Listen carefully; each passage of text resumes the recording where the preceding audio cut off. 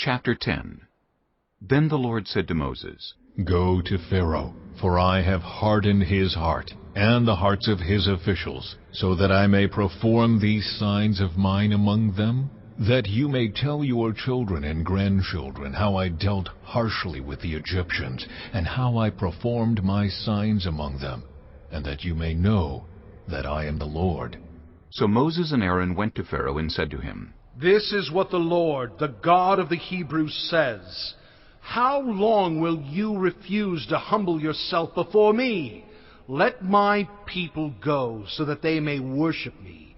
If you refuse to let them go, I will bring locusts into your country tomorrow. They will cover the face of the ground so that it cannot be seen. They will devour what little you have left after the hail, including every tree that is growing in your fields. They will fill your houses and those of all your officials and all the Egyptians, something neither your parents nor your ancestors have ever seen from the day they settled in this land till now. Then Moses turned and left Pharaoh. Pharaoh's officials said to him, How long will this man be a snare to us? Let the people go, so that they may worship the Lord their God. Do you not yet realize that Egypt is ruined? Then Moses and Aaron were brought back to Pharaoh. Go worship the Lord your God, he said. but tell me who will be going. Moses answered, We will go with our young and our old, with our sons and our daughters, and with our flocks and herds, because we are to celebrate a festival to the Lord. Pharaoh said, The Lord be with you, if I let you go, along with your women and children. Clearly you are bent on evil.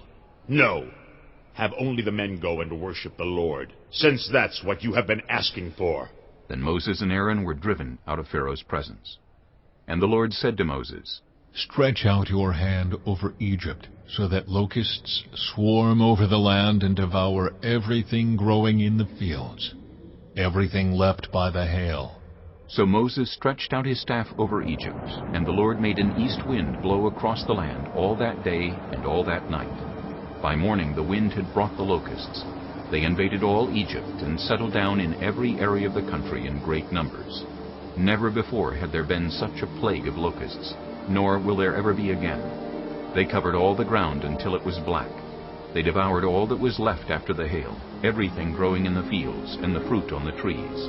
Nothing green remained on tree or plant in all the land of Egypt.